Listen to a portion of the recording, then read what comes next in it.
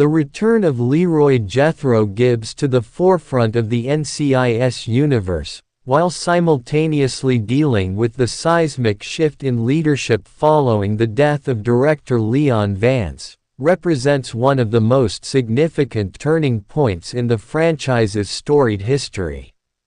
For 5 years, the absence of Mark Harmon's iconic character had been a palpable void, a silence that echoed through the halls of the Navy Yard and the hearts of viewers who had followed his journey for nearly 2 decades. When CBS officially announced that Harmon would be reprising his role as Gibbs, it wasn't simply a guest spot or a nostalgic cameo. It was the confirmation of a season-long narrative arc that promised to bridge the past and the present of the NCIS universe in a way that had never been done before.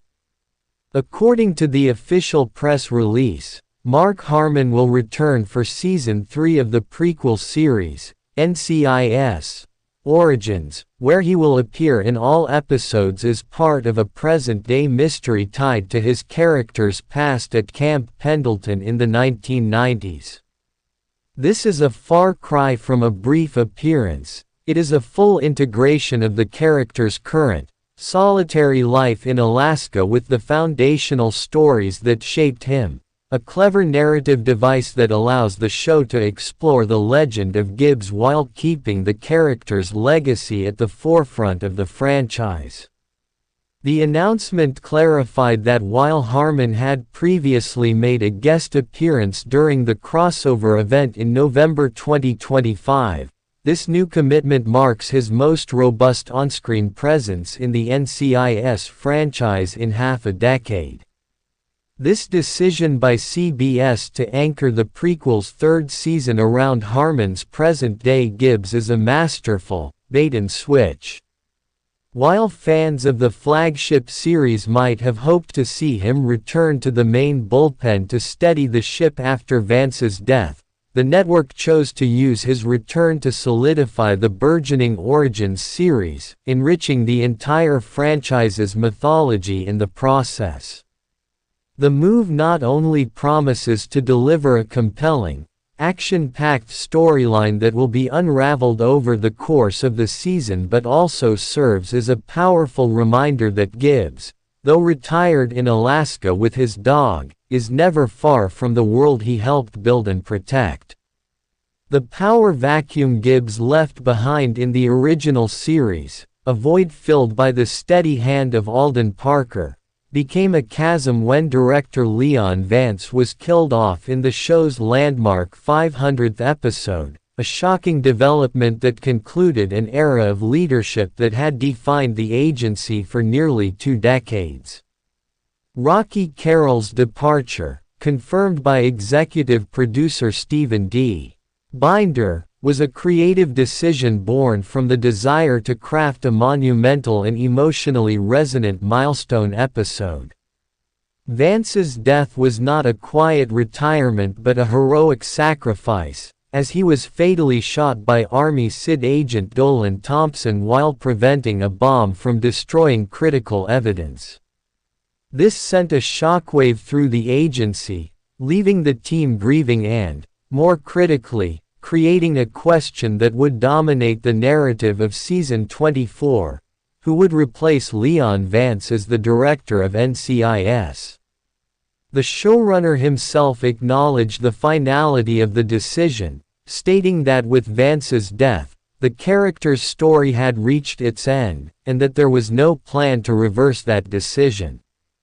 This left the show's creative team with a monumental task: selecting a successor worthy of filling the shoes of a man who had been the agency's moral and strategic compass for so long.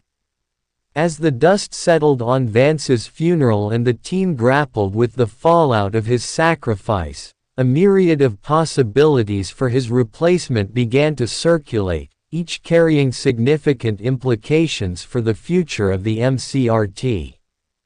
The most immediate and practical option was to have Alden Parker, the current team leader, officially step up from his supervisory role to take the reins of the entire agency. Gary Cole's character had already proven to be a capable and efficient leader, and in the weeks following Vance's death, he effectively stepped into the role of interim director, managing the agency's day-to-day operations. It would have been a logical and straightforward progression, promoting a trusted agent who had already navigated the complexities of leadership. However, many fans and analysts argued that this would be a lateral move that ultimately would not serve the show's dynamics well. Parker had just recently been established as the new team leader, a role he was still settling into after taking over from Gibbs, and his voice as the team's immediate superior was crucial to the show's current balance. If not Parker, the search inevitably turned to the most loyal and long-serving member of the team, Timothy McGee. For over 2 decades, McGee had evolved from a nervous, probationary agent into the agency's most experienced and capable field operative, a husband and father who embodied the very principles Vance and Gibbs had instilled in him.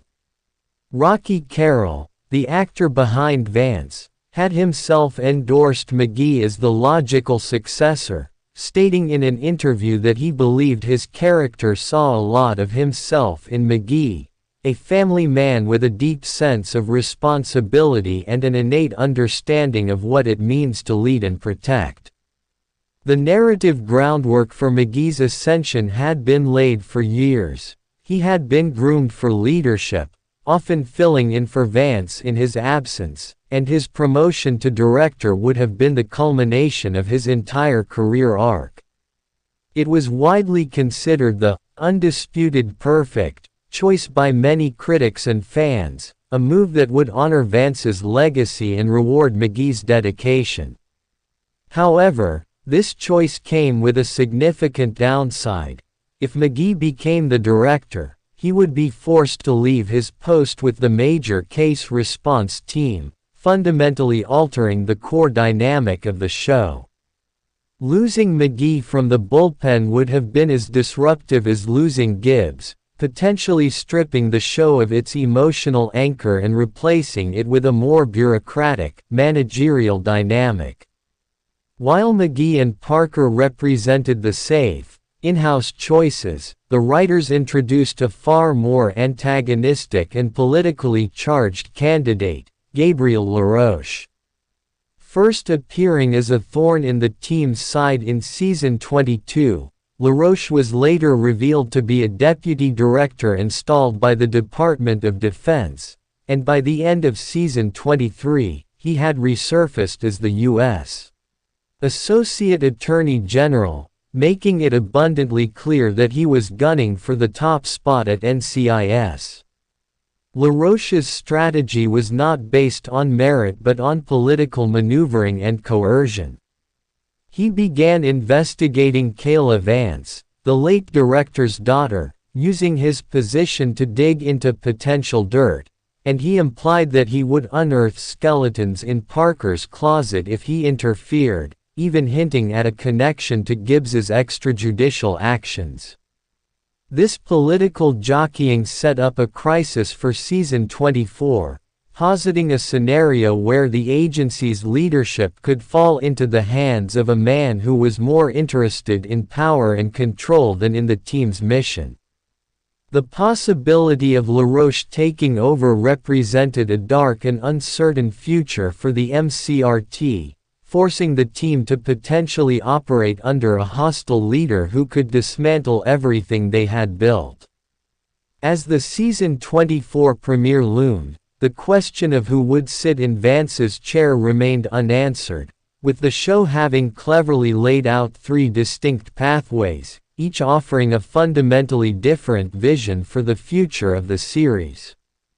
The return of Gibbs in the prequel series served as a fascinating counterpoint to this uncertainty, providing a nostalgic comfort while the present-day timeline prepared for a major overhaul.